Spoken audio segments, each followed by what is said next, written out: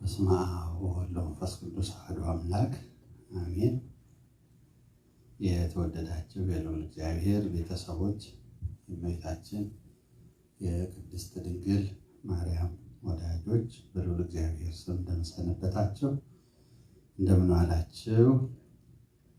በቸርነቱ እስከዚች ሰዓት ጠብቆ ያቆየን መግቦቱን የማያቋርጥ አምላካችን እግዚአብሔር ስሙ ከአጽናፍ እስከ አጽናፍ የተመሰገነ ይሁን። እንዳስለመድነው ዘወትር ረቡዕ ከጸሎት በኋላ ትምህርት አለን፣ ትምህርተ ወንጌል። ወደ ትምህርታችን እንሄዳለን።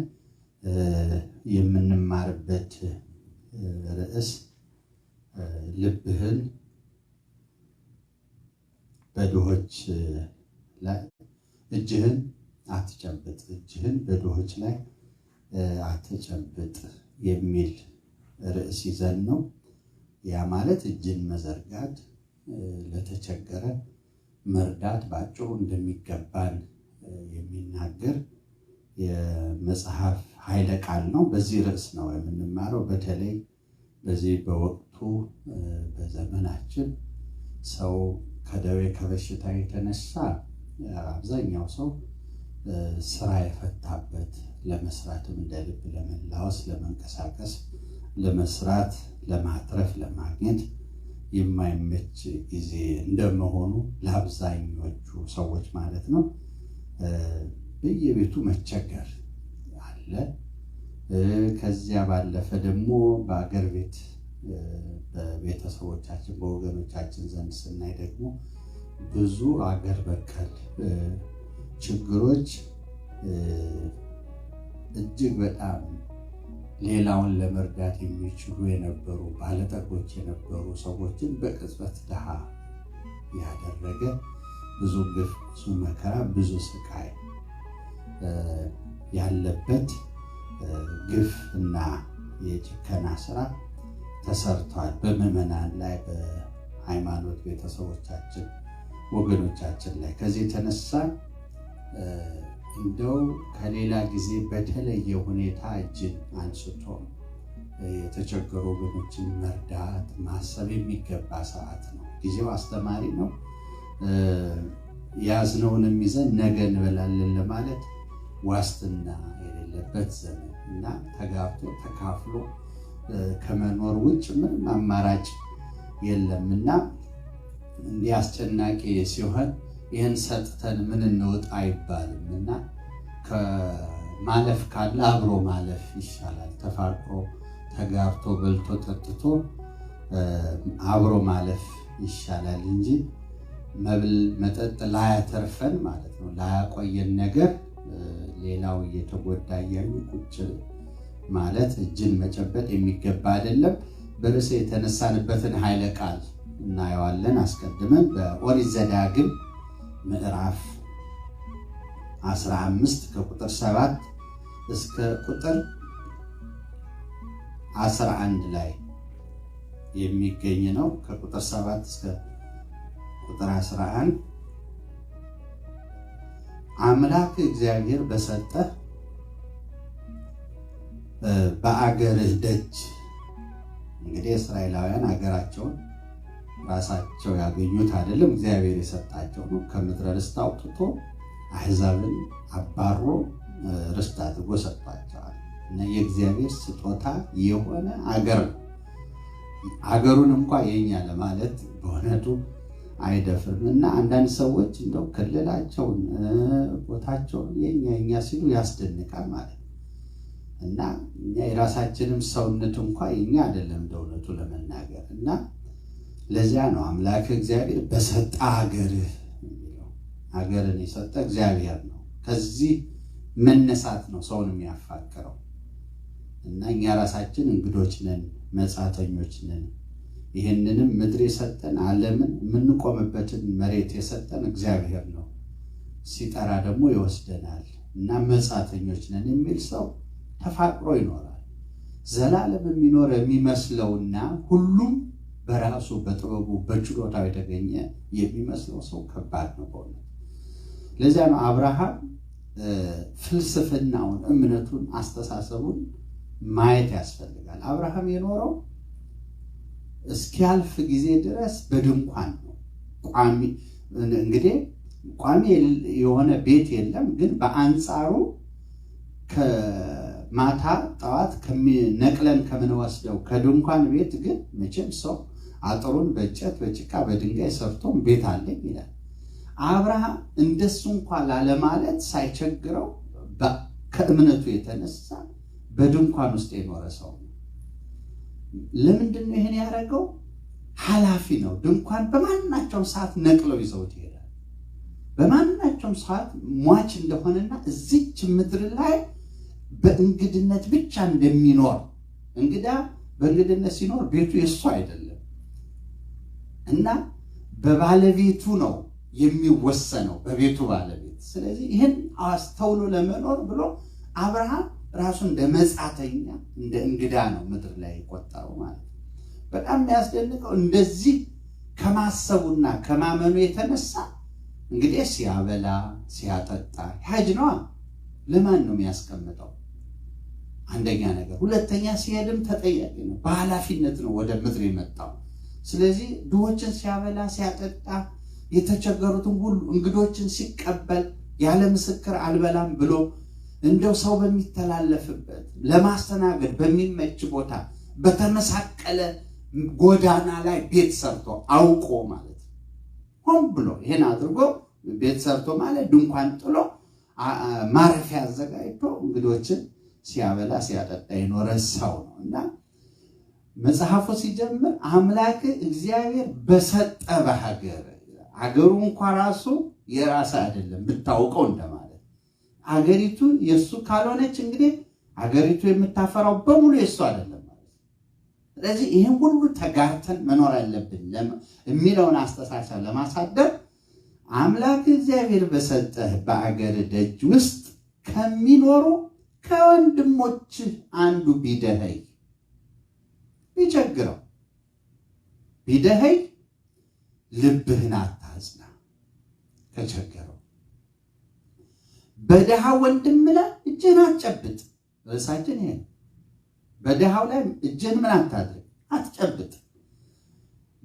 እና በደሃ ወንድም ላይ እጅህን አትጨብጥ፣ ነገር ግን እጅህን ለእርሱ ክፈት፣ ዘርጋለት፣ ስጠው፣ እርዳው።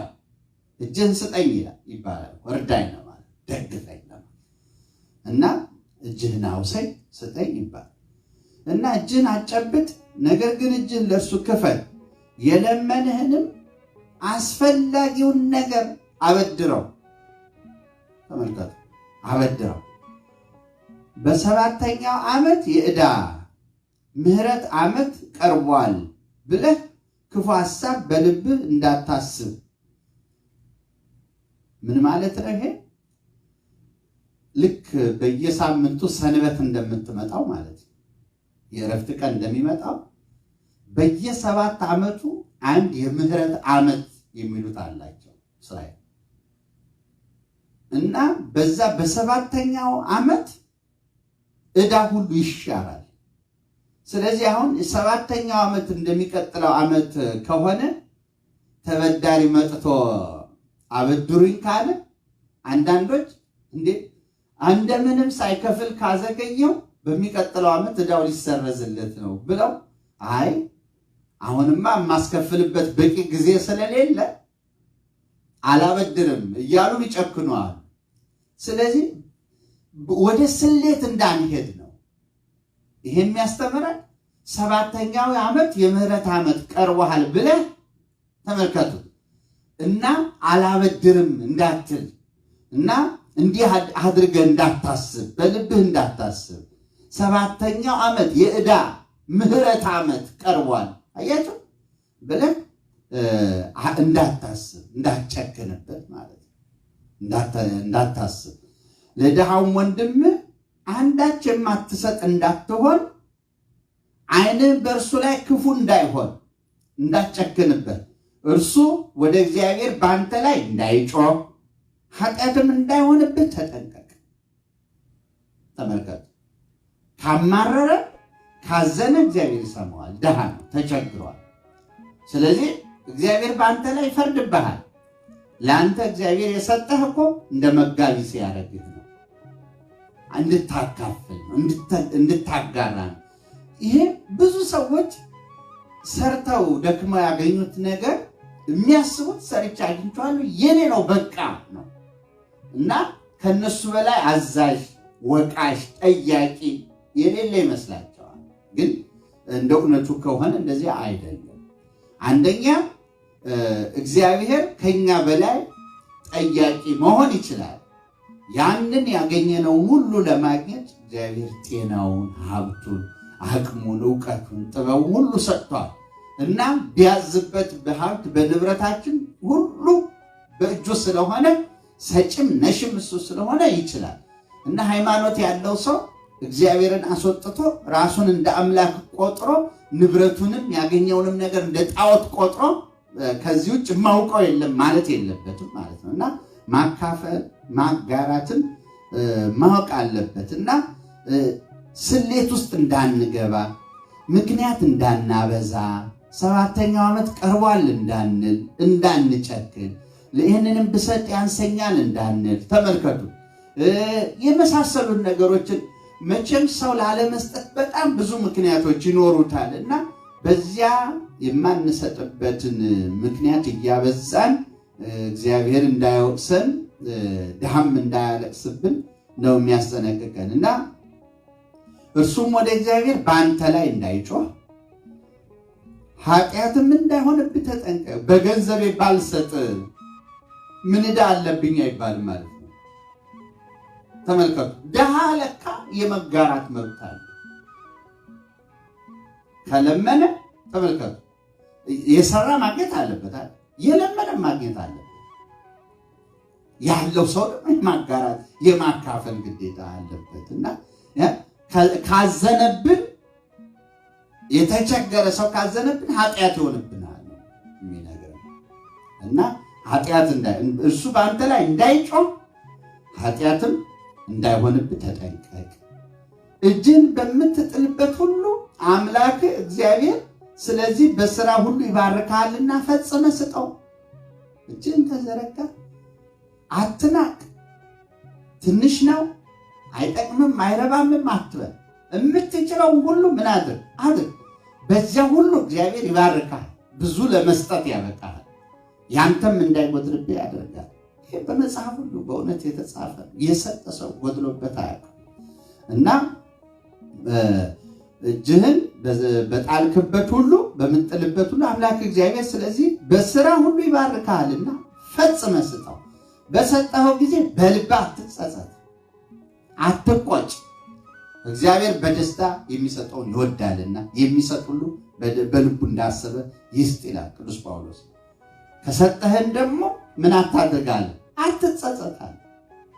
ባይመልስልህ መላሽ እግዚአብሔር ነው፣ ይመልስልሃል እግዚአብሔር። ስለዚህ ከሰጠህም አይቆጭህ፣ አትጸጸት አለ። ድሆች ከምድሪቱ ላይ አያልቁምና። ተመልከቱ፣ የምንሰጠው ድሃ እንዳይኖር አይደለም፣ ወይም ስንሰጥ በዛ መንፈስ አይደለም። ይሄ መንፈሳዊ ስራ ስለሆነ መመጋገብ ማለት ነው። አንዱ ለሌላው ለስጋው የሚያሻውን ያደርጋል። በመስጠቱ ራሱ ደግሞ ተቀባይ ይሆናል። ከእግዚአብሔር መንፈሳዊ ጸጋ ይቀበላል ማለት ነው። ሌሎች ከሱ ያለውን ስጋዊ ነገር ይቀበሉታል። ከዛ በኋላ ለዚያ ሰው ደግሞ መንፈሳዊ ነገር ያገኛል፣ ይሰጠዋል።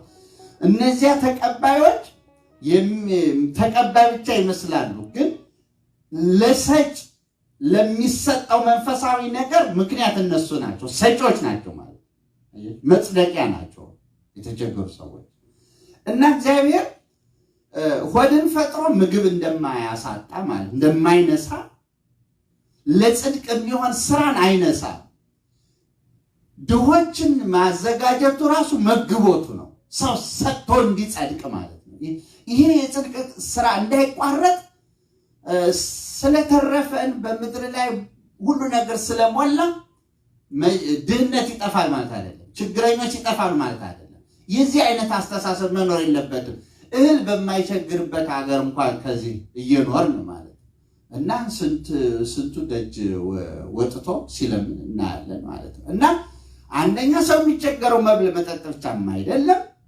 ማናቸውም እንግዲህ ለድሃ መርዳት ማለት እኮ መደቡ የመጨረሻውና ወሳኝ አስፈላጊ ነገር መብል መጠጥ ስለሆነ ነው እንጂ ሰው ብዙ ነገር ነው የሚቸግረው። ጉልበት የሚቸግረው አለ፣ አቅም የሚቸግረው ሰው አለ፣ ዕውቀት የሚቸግረው ሰው አለ።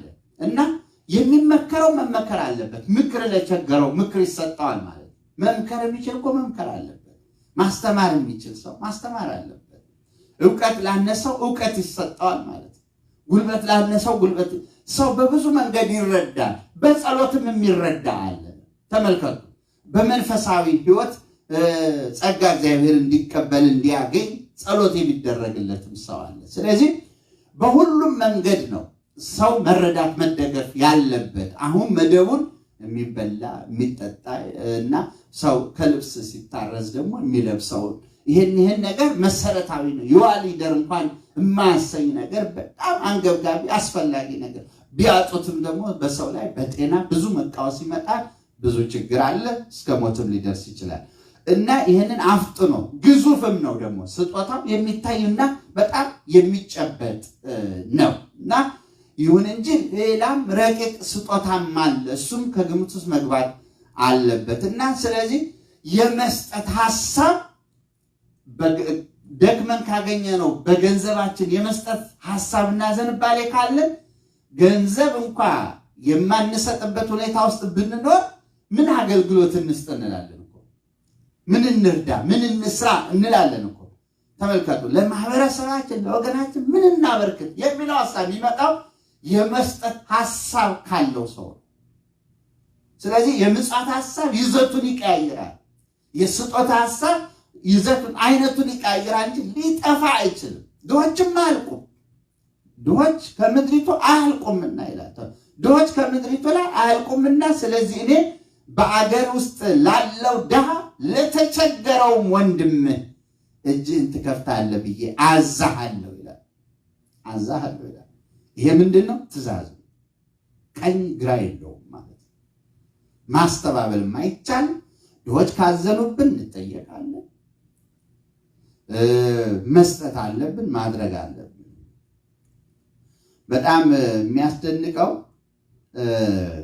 ቀጥለንም ብናነበው እንግዲህ ለድሆች ስለሚደረግ በጎ ስራ ነው አጠቃላይ የተጻፈውና እስራኤላውያን ወደ ኋላም እንዲያስቡት ደግሞ ይመክራቸዋል አምላካችንና አንተ ግብፅ ውስጥ ያለ በባርነት እንደነበር ስንት አይነት ስቃይ ስንት አይነት ጭንቅ እንዳገኘ አስብ።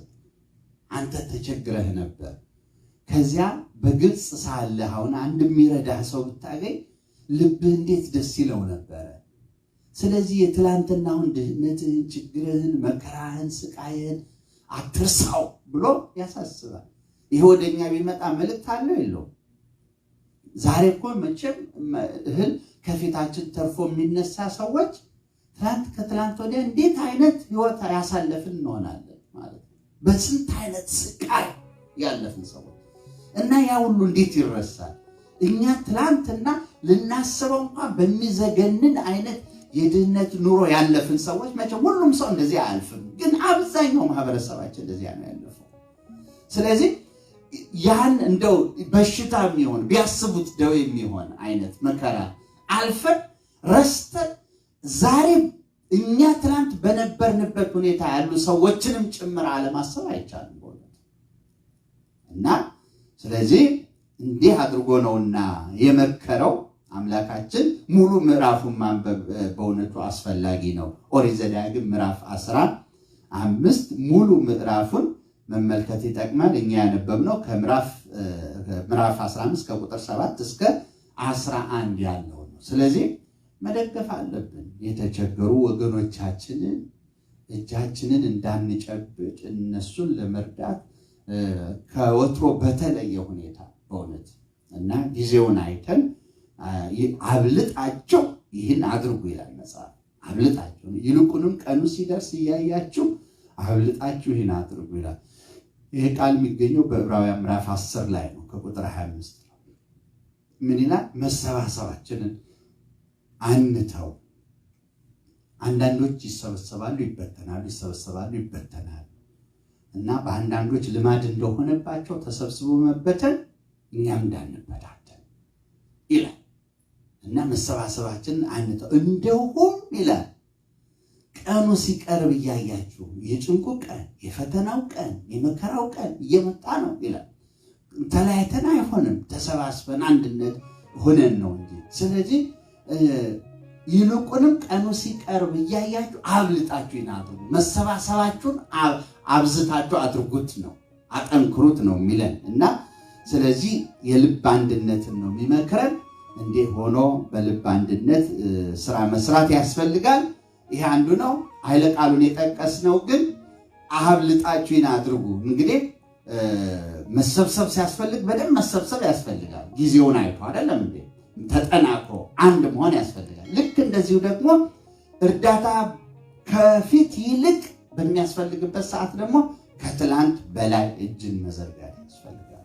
ይሄን ለማምጣት ነው አያይዞ እና ይሄን አይነት መንፈሳዊ ስራ መስራት ያስፈልጋል። የሰጠ ሰው አንደኛ ምንም አይጎድልበትም። ድሆች ከምድሪቱ አልቁም የሚለውን ቃል መቼም የእግዚአብሔር ቸርነት ነው። የምንሰጠው ባለን ሰዓት የሚሰጠው ሰው አያሳጣም። ካሳጣን ደግሞ እየገሰጸን ነው ማለት ነው። አንዳንድ ጊዜ እኮ ስናመነታም ያልፈናል። መኪና ውስጥ ምንድነው ቀላል ምሳሌ፣ መኪና ውስጥ አንድ ሰው ከደጁ ነው ምጽዋት የሚሻ ቢሆን ልስጠው አልስጠው። መኪና ቀይ መብራት አቁሞን ስናመነታ መብራት ይበራል። እኛ መጨረሻ ለመስጠት ምን ወስነው መብራት ሲበራ፣ ከዛ በኋላ ከኋላ ደግሞ መኪና ያፋጨብናል ማለት ነው። ከዛ መንቀሳቀሳል እና ዞረን ብንመጣም ያንን ሰው ላናገኘው እንችላለን። እንዲህም ያለ ገጠመኞች ይኖራሉ። በእውነቱ ተቆጭቶም ለምን ይመስላችኋል?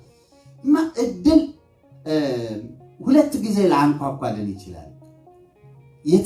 የመጣልን ፊት ለፊት የመጣውን ጥሩ አጋጣሚ ልንጠቀምበት ያስፈልጋል። እንደዚህ ማመንታት አያስፈልግም ማለት እና ጨክኖ ቆርጦ ማድረግ በጎ ነገር ላይ ቶሎ ወስኖ ማድረግ ያስፈልጋል እና ካደረጉም በኋላ መጸጸትም አይገባም እና ድሆች በሀገሩ ምን አያልቁምና ከምድሪቱ ድሆች አያልቁምና እንደው እኛ የመስጠት ሐሳብ ይኖራል እንጂ መቼም ችግረኛ ይኖራል ማለት ነው። እግዚአብሔር ይህንን አያስታጉልብንም ማለት ይሄ እንድናቅ ነው እና ሁል ጊዜ ይሄ ሐሳብ መኖር አለበት። ይህን የሚያጠናክር አንድ ኃይለ ቃል እናነሳለን።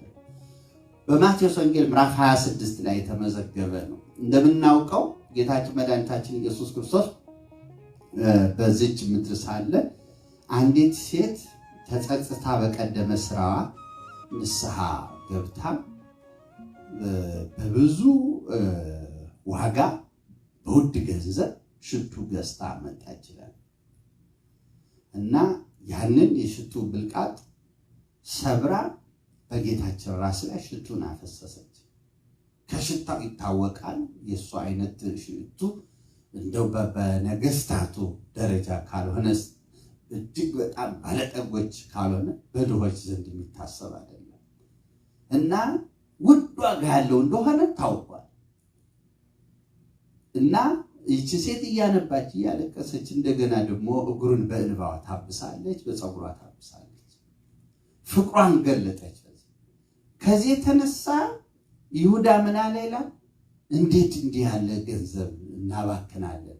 መባከን አልነበረበትም ማለት ምን ያደርጋል አሁን ሽቱ እና ይልቁን ይሄ ነገር ይሄ ሽቱ ዋጋ ውድ ነው፣ ተሽጦ ወደ ገንዘብ ተቀይሮ ከዚያ በኋላ ደግሞ ለድሆች ቢደረግ አይሻልም ነበር? በጣም በጎ ሐሳብ ያቀረበ አስመስሎ ስለ ድሆችም ያዘነ አስመስሎ አቀረበ። ጌታችን መድኃኒታችን ኢየሱስ ክርስቶስ ሐሳቡን ወቀሰ፣ ነቀፈ ማለት ነው። ምን ሲል ነው የነቀፈው? ሌባስ መጽሐፍ ቅዱስ ምን ይላል? ይሄ በማቴዎስ ወንጌል ምዕራፍ 26 ያለ ታሪክ ነው ብያችኋለሁ። በዮሐንስ ወንጌል ምዕራፍ 12 ላይ ደግሞ በሚደንቅ ሁኔታ ይሁዳ ተገልጿል። ወደ ምጽዋት ከሚገባው ገንዘብ የሚሰርቅ ሌባ ስለነበረ ነው ይላል። ምን ስለነበረ ነው? ሌባ ስለነበረ ነው እንጂ ለድሆች አስቦላቸው ተገድዶላቸው አይደለም ይላል። ስለነሱ ግድ ብሎት አይደለም እንጂ ሌባ ስለነበረ ነው ይላል። ተመልከቱ። ይሁዳ እንግዲህ እንዲህ ለድሆች ቢሆንስ ይሄ አለ ድርሻ አለው። ያ ገንዘብ ሆኖ ቢለወጥ እሱም ያገኛል። ከሽቱ ግን የሚደርሰው የለም። እና ጌታችን ምን አለው ይላል? አንደኛ ሴቲቱ አንድ ጊዜ ብልቃጡን ሰብራለች፣ ሽቶን ፈሷል፣ አይታፈስም። ካደረገች በኋላ እንድትጸጸት ማድረግ ምን ጥቅም አለው? አለማስተዋል ነው እንጂ ማለት ነው። ማመስገን ነበር እንጂ የሚገባው መወቀስ የለባትም። ያለቀ ነገር ስለሆነ ይሄ አስተያየት ቀደም ቢሆን ኖሮ ማለት ያን የሽቱ ዕቃ ይዛ ይሄን ይዤ መጥቼ ነበር እንደው ምን ላድርገው ብትል አስተያየቱ ተመራጭ እንኳን ባይሆን ግን ከግምት ውስጥ ይገባ ነበር። ተመራጫውንም ያለው ለምንድን ነው? ለጌታችን ያደረገችው ነገር ከምንም ነገር ቅድሚያ የሚሰጠው ስለሆነ ነው። ተመልከቱ። እና ያደረገችው ለጌታችን ለአምላካችን ለኢየሱስ ክርስቶስ ነውና ከእግዚአብሔር ወይም ለእግዚአብሔር ከማድረግ የሚቀድም ነገር የለም። ምንም ድርድር የሌለበት ጉዳይ ስለሆነ ማለት ቢሆንም ግን ቀድሞ ያንን ታውቆ እሱ አስተያየት ይሰጥ ትንሽ ማስተባበያ ይገኝ ነበር። ከሆነ በኋላ ግን ምንም አስተያየቱ ዋጋ ቢስ ነው። አንዱ ጥፋቱ ይሄ ነው። ሁለተኛ ነገር ደግሞ ልባዊም አይደለም፣ ለድሆች ከማሰብም አይደለም። ይሄ በድሆች ተጠልሎ ጥቅምን ማሳደድ፣ ይሄ ከባድ አስተሳሰብ ነው። በእውነት ከባድ። ዘመናችን ሁሉ ደግሞ ሰውን የሚበጠብጥ ሀሳብ ማለት ይሄ ነው። አሁን እንደው ለአብዛኛው ሰው ለማህበረሰብ ነፃነት ሲባል የነፃነት ታጋዮች የበዙ ይመስለናል። ተመልከቱት። ስለ ህዝብ ጥቅም መስዋዕትም ቢሆን ወይም ደግሞ የሚሄድበት አካሄድ ህዝብን የሚጎዳ ሆኖ ሲታየው ስህተት ነው ብሎ ታርሞ መለስ የሚል ሰው እናያለን። ማን ቢያልቅ ጉዳዩ ያልሆነ ሰው ማለት ነው። በደሃ ሰው ህይወት እና በደሃንም ደም እየተነገደ ሰው ዘላለም የራሱን ጥቅም። ስለዚህ የብሔረተሰብ ፖለቲካ በሀገራችን የምናየው ነው።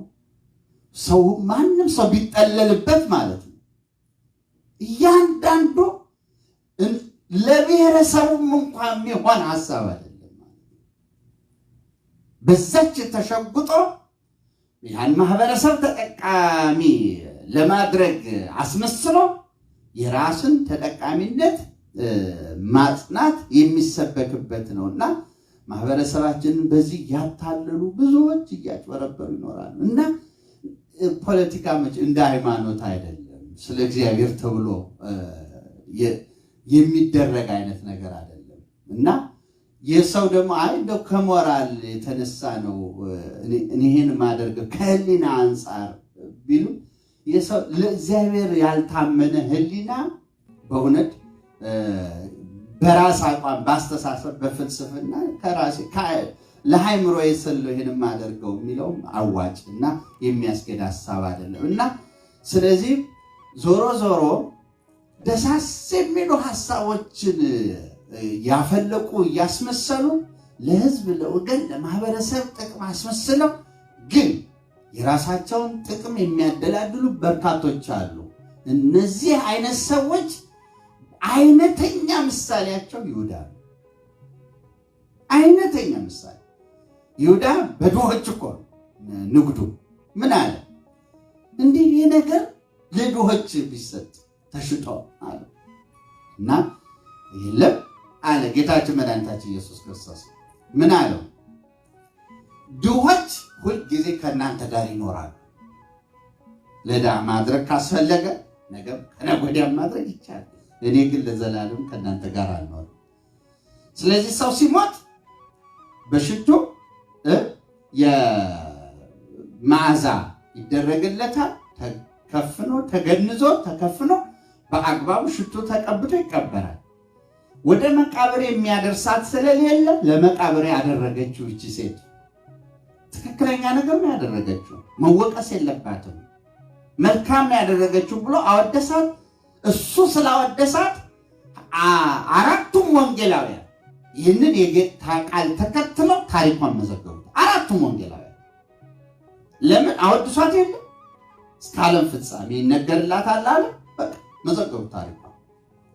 እና ይሁዳ ግን በድሆች ተጠልሎ የራሱን ጥቅም ለማስጠበቅ ሞከረና ብዙ በምድራችን ያለው ሐሳብ በጎ የሚመስሉ ሐሳቦች ከፊት ይደረጉና በኋላ ግን የግል ጥቅም ማስፈጸሚያ ይሆናሉ። ትልቅ ችግር እየፈጠረ ያለው በማህበረሰባችን ዘንድ ይህ ነው እና እንደ ሃይማኖት የሚታመን አስተሳሰብ አይደለም።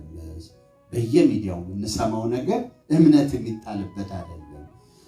ደግሞ ስላመንኩ በዚህ ብጎዳም እግዚአብሔር ዋጋዬን ይከፍለኛል የሚያሰኝ አይደለም። የሃይማኖት ነገር ቢሆን እኮ ስለ ሃይማኖት መከራ ቢቀር በኋላ ዋጋ አለ፣ በረከት አለ አይደል? ይሄ እንዲህ ያለው ግን እንደው ታምኖ ብቻ በጭፍኑ የሚኬድበት አይደለም። በደንብ ሊጠረጠር፣ ሊመረመር፣ ሊፈተን፣ ሊፈተሽ ይገባዋል። ማለት ሰው በስራው እየተፈተነ ነው ማለፍ ያለበት እንጂ በጭፍኑ ነገር እየተቀበሉ መንጎድም ተገቢ እንዳይደለ እንድንገነዘብ ነው። እና ስለዚህ ድሆች ሁሉ ጊዜ ከእናንተ ጋር ናቸው። ልብ አድርጉ። ሁለቱን ኃይለ ቃል እናዛምድ። በማቴዎስ ወንጌል ምዕራፍ 26 ላይ ድሆች ሁሉ ጊዜ ከእናንተ ጋር ይኖራሉ። በቃ ድሃ አይጠፋም።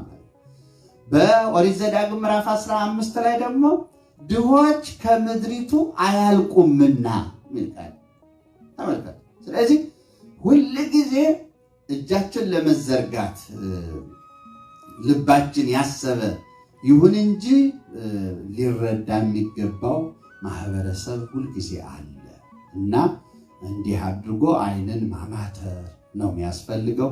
እድሎች እንደመጡልን ልክ የምናግዘው፣ የምንደግፈው፣ የምንረዳው ሰው ሲኖር፣ ሀሳብ ሲመጣ እድሎች የምንጸድቅበት፣ ዋጋ የምናገኝበት እድል ወደኛ እንደመጣ ማሰብ ነው እንጂ ማማረር፣ በሰጡትም ደግሞ መቆጨት፣ መጸጸትም አይገባም። እንደውም ባደረግነው ነገር ውጤቱ ተቀይሮ እንዳልታሰበ ሆኖ እንኳ ቢገኝ እንደ እውነቱ ለመናገር አንድ ሰው ስለ እግዚአብሔር ብሎ ካደረገ በኋላ ከእግዚአብሔር አገኘዋለሁ፣ እግዚአብሔር እንዲህ አድርጉ ስጡ ብሏል ብሎ ካደረገ በኋላ ወደኋላ ማሰብና መጸጸትም መቆጨትም እንዲህማ ከሆነ እንዲህ ማድረግ አልነበረብኝ ማለት አይገባም ማለት ነው። እንደ እውነቱ ለመናገር አጣርቶ መርምሮ ማድረግ አንድ ነገር ነው እና በእግዚአብሔር ዘንድ ምጽዋት ሁል ጊዜ ተቀባይነት አለው፣ ዋጋ ያሰጣል። ምጽዋቱ ያረገለት ሰው አለ። በመጽሐፍ ቅዱስ በሐዋርያት ሥራ ምዕራፍ 10 ላይ ቆርኔሌዎስ የሚባል ሰው ነበረ። እንግዲህ ሹም ነው፣ መቶ አለቃ ነው፣ ከአሕዛብ ወገን ነው ሕይወቱ። ግን መቼም በሃይማኖት እኛን አይመስሉም የምንላቸው ነገር ግን ደግሞ ባሉበት እምነት ሆነው ከፈጣሪያቸው ጋር የሚገናኙ ሰው ሃይማኖትን ለማግኘት እና ለማወቅ እኮ መቼም መታደል አለበት፣ ስጦታ ነው። እኛም ቀናች ሃይማኖት ውስጥ አለን እና መርምረን ደርሰንባት አይደለም። እና ያልበቃ ሰው በሃይማኖት ስትኖሩ ምናልባት ባትበቁ ራሳችሁ መርምሩ ይላል። ያልበቃ ሰው በሃይማኖት ውስጥ ብንሆንም ተገፍቶ መውጣትም አለ፣ በሃይማኖቱም ሆኖ አለመጽደቅ አለ። እንድናውቅ ያስፈልጋል። ከዚች ሃይማኖት ውጭ የሆኑ ሰዎችን ደግሞ እግዚአብሔር የተገቡ ሆነው ሲያገኛቸው የሃይማኖትን ጸጋ ሰጥቶ ይስባቸዋል። ከዚህ በረት ያልሆኑ ሰው በጎች አሉኝ ላመጣቸው ይገባል ብሏል አምላካችን። ያመጣቸዋል። አሁን ቆርኔሌዎስ በሃይማኖቱ ተመልከቱ እግዚአብሔርን ከሚያመልኩ ከእስራኤላውያንም ወገን አይደለም ተመልከቱ እና ይሁን እንጂ ግን ፍጡር መሆኑን ያውቃል ፈጣሪም አለኝ ብሎ ያምናል በተሳሳተና እሱ በተረዳው መንገድ እና ደግ ነገር ማድረግ አለብኝ ብሎ የሚያምን ስለሆነ በመጽዋዕት ችግረኛ በመርዳትና በጸሎት ጊዜውን ያሳልፋል የጸሎት ሰዓት ሳስታጉል እግዚአብሔር ፈጣሪ ፊት መቆም አለብኝ ብሎ የሚጸልይ ሰው ነውና ሲጸልይ መልአክ ተልኮ የእግዚአብሔር መልአክ መጣ ይላል ቆርኔሌዎስ ሆይ አለው ቆርኔሌዎስ ሆይ ጸሎት እና ምጽዋት ለመታሰቢያ አረገ ይላል ታሰበ በእግዚአብሔር ዘንድ ተቀባይነት አገኘ ስለዚህ አሁን ይሄ ሰው የጽድቅ ሰው እንዲሆን ደግሞ እውነተኛ ሃይማኖት ይገባዋል አይደል ሃይማኖት ስጦታ ናት ሃይማኖት የእግዚአብሔር ናት ለቅዱሳን የተሰጠች ናት ሃይማኖት መጽሐፌን ነው የሚነግረን ስለዚህ እግዚአብሔር ለዚህ ሰው ለቅዱሳን የሰጠውን እውነተኛ ሃይማኖት ሊሰጠው ስለወደደ መልአኩን ላከና ምን አለው ጴጥሮስ የሚባል ሰው ከዚህ ቦታ አለልህ መልእክተኞችን ላከና አስጠራው ማድረግ ያለብህን ይነግርሃል ያስተምርሃል የሱን ቃል ስማ ተከተል አለው መልአኩ ይህን ነግሮት ሄደ ይህም ቆርኔሌዎስ መልእክተኞችን ወደ ተባለው ስፍራ ላከ ቅዱስ ጴጥሮስን አናገሩት ተከትሏቸው መጣ ቆርኔሌዎስም ከነቤተሰቦቹ አብረውትም ካሉ ሰዎች ጋር የእግዚአብሔርን ቃል አስተማራቸው ለጥምቀት ለክርስትና በቃቸው ማለት ነው በአሕዛብ የመጀመሪያይቱ ቤተክርስቲያን በአሕዛብ ተተከለች ማለት ነው ተመልከቱ እና በእውነቱ የሚያስደንቅ ነው ምጽዋት ለዚህ ያበቃል ላላመነ ሰው እንኳን ለሃይማኖት ያበቃዋል ያመነውን ደግሞ ስንት ጸጋ ስንት ክብር እንደሚያገኝበት ማሰብ ነው መንግስተ ሰማያት መደበኛ ክፍሎች አሏት ማለት ለመንግስተ ሰማያት እንደ መደበኛ የሚቆጠሩ ወገኖች አሉ እነሱን ለማን ናቸው ያላችሁ እንደሆነ የመጀመሪያዎቹ ሕፃናት ናቸው ጌታችን ሕፃናት ወደኔ ይመጡ ዘንድ አትከለክሏቸው ይላል መንግስተ ሰማያት እንደነሱ ላሉ ናትና መንግስተ ሰማያት የሚገባቸው ናቸው ሕፃናት ስለዚህ እንደ ሕፃናትም ካልሆናችሁ ካልተመለሳችሁ ወደ መንግስተ እግዚአብሔር ከቶ አትገቡም ተብሏል ተጽፏ ስለዚህ ለሕፃናት ክፍት ነው ማለት መንግስተ እግዚአብሔር ተመልከቱ እና እኔ አንዶቹ ናቸው ሁለተኞቹስ ድሆች ናቸው ይላል እና መንግስተ ሰማያት የድሆች ቤት ተብላ ነው ተጣራ ከዚህ የተነሳ አነጋገሩን ተመልከቱ በቤቶቻቸው እንዲቀበሏችሁ ነው የሚለው መጽሐፍ በአመፀኛው ገንዘባችሁ ወዳጆችን ለእናንተ አብጁ ይላል ገንዘብ አመፀኛ ነው ማለት ምን ማለት ነው ከኛ ጋር አይቀበርም በምንም መልኩ ቢሆን ማለት ስለዚህ ስንሞት ጥለነው እንሄዳለን ሳንሞትም ጥሎን ይሄዳል ስንቶች ናቸው ባለሀብቶች ባለጠጋ በደቂቃ በሰከንድ ድሆች ይሆኑ ያው ዘመናችን ማለት ጥሩ ማሳያ ነው ስለዚህ በዚህ አይነት ሁኔታ አመፀኛ የሚባለው ገንዘብ እኛ ያለን ጥሎ የሚሄድ ስለሆነ ጥሎን ይሄድ የሚችል ስለሆነ ባለጠጋ ደሃ የሚሆንበት እድል ብዙ ስለሆነ ማለት ገንዘብ አመፀኛ ይባላል ማለት ምን ነው አብሬው ኖሬ አይልም ማለት ነው ከወሰደው ጋር ይሄዳል ገንዘብ ማለት ነው እና ይሄንን መገንዘብ ያስፈልጋል እና በአመፀኛው ገንዘባቸው ወዳጆችን ግዙበት ወዳጆች ድሆች ናቸው የሚረዱ ለነሱ ስጡ ማለት ታዲያ ምን እንዲሆን ይላል በዘላለም ቤቶቻቸው እንዲቀበሏቸው ይላል እዚያ ምጽዋታችን ታይቶ ደግነታችን ርህራሄያችን ታይቶ ነው ለመንግስተ ሰማያት ምጽዋት ኃጢአት ያስተሰርያል በትንቢተ ዳንኤል ምዕራፍ 4 ላይ ነብየ እግዚአብሔር ዳንኤል ናቡከደነፆርን የመከረው ምክር ነው ምን ላድርግ አለው። ህልሙን ከፈታለት በኋላ ያየውን ህልም በመጨረሻ ለድሆች ምጽዋትን በመመጽወት ይላል፣ ገንዘብ በመስጠት ድሆችን በመርዳት በደልህን አስቀር ይለዋል። ተመልከቱ፣ ምጽዋት ስጦታ በመስጠት በደልህን አስቀር። ስለዚህ ለስርየተ ኃጢአት የሚሆን ለዚያም ነው እኛ ንስሐ ከገባን በኋላ ከንስሐችን ጋር ለድሆች መስጠትን ምጽዋትን ቀኖና ሆኖ የሚሰጠን የንስሐ አጋዥ ነው ማለት ምጽዋት። ተመልከቱ፣ በደል የሚያስቀር ነው። እኛ ለተቸገሩ ሰዎች በገንዘባችን ስናዝንላቸው እግዚአብሔር ደግሞ በኃጢአታችን ያዝንልናል፣ ይራራልናል። እና ምህረት ማድረግ ነው ራሱ መስጠት፣ ምህረት ማድረግ ነው። በጨካኝ ረሃብ፣ በጨካኝ ጥም፣ በጨካኝ እርዛት የተያዙ ያሉ ሰዎችን በገንዘብ ምክንያት ብዙ ጉዳት የደረሰባቸው ጉዳታቸው ማቅለል የሚቻል ሲሆን ይህን ማድረግ እግዚአብሔር እኛን ደግሞ በቸርነት እንዲያየን ያደርጋል። ከዚህ የተነሳ በእውነቱ ማድረግን፣ መስጠትን፣ መመጽወትን ስራ ማድረግ ይገባናል የሚለውን ለማሳሰብ ነው። ድሆች በአገሩ አያልቁምና እጅህን በድሆች ላይ ምን አታድርግ፣ አትጨብጥ። ይሄ ርዕሳችን ነው።